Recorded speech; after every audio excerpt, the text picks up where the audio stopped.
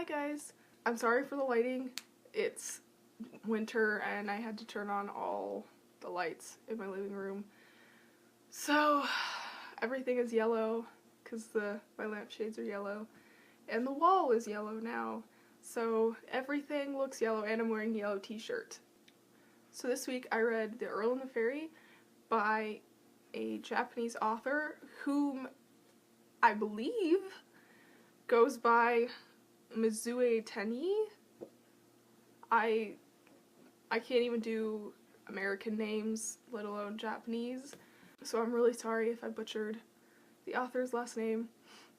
Please correct me. So The Earl and the Fairy is about, it's based in like 18th century London, and fairies exist, and there are things called fairy doctors who can see and talk to, and there's supposed to be a bridge between fairies and humans, and she tries really hard. Like, if she sees a fairy trapped somewhere, she'll help them out.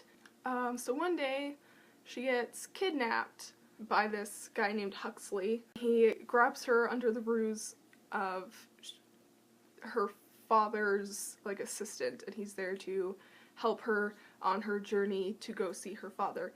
When she's shown to her quarters, there's this other guy named Edgar who's hiding in her wardrobe, I believe, that tells her that Huxley is going to use her, and he's trapped him there, and they need to run away together and protect each other and whatever.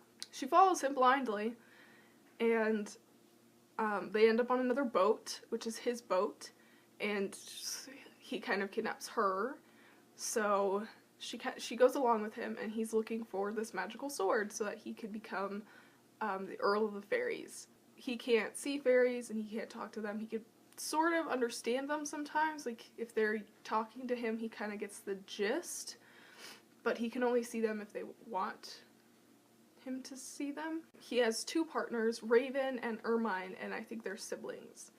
And Raven is controlled by fairies, I believe, or like spirits of some sort, and so he has to follow the Earl's word and protect him, and he can get very, very violent and kill like thousands of people at a time.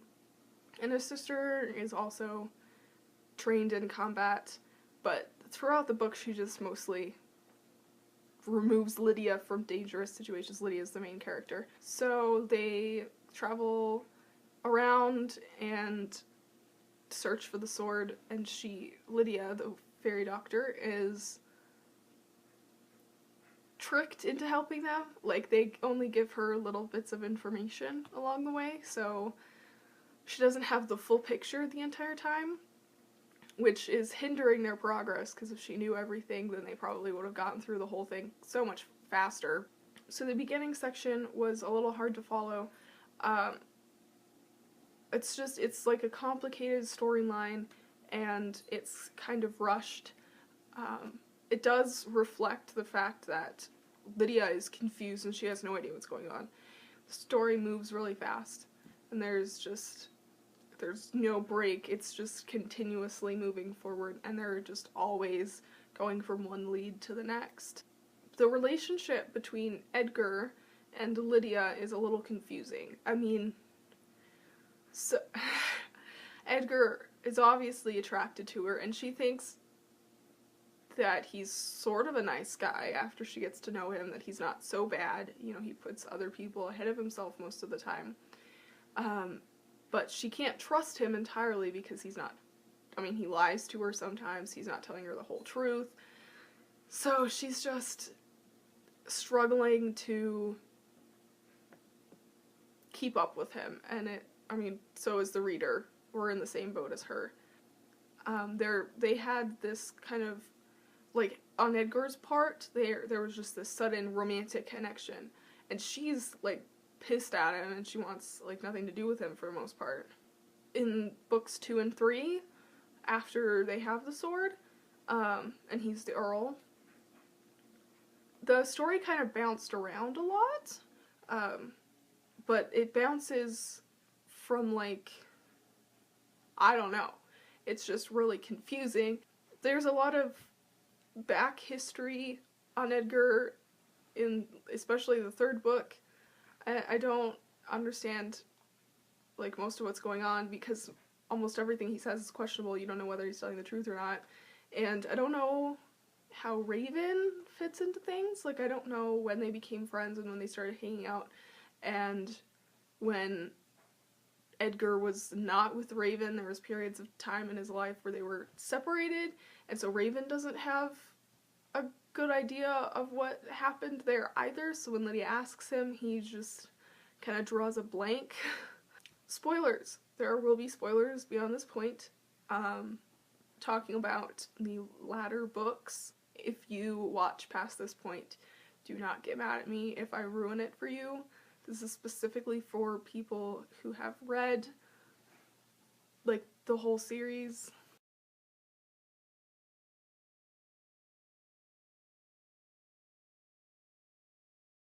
Ermine, or Ermin, or however you want to say her name, obviously had a romantic connection with Edgar, but after she dies, he takes like a 3-minute break, and then he suddenly, like, they don't speak of her again.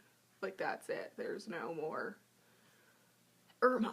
And it was confusing for me because you're obviously, you know, connected to someone in that way. Like, even just when they were friends, if she had died, everyone, in my opinion, should have stopped what they were doing and, you know, been like, okay, we're turning back now. Someone died. Like, this is Dot. I mean, I understand that she was prepared to die for him, but it was a little exaggerated how there was no grief period. And even when they got back, they didn't mourn her. There was no funeral. There was nothing. They don't talk about it at all. Raven doesn't talk about his sister anymore. There's a period where he's talking to Nico, the little cat fairy, and he asks, you know, what's it gonna take for her to like me? You know, how can I make her fall in love with me?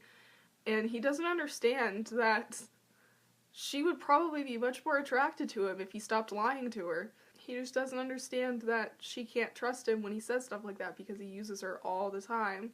Raven is like a minor character and a major character at the same time, and I don't understand why.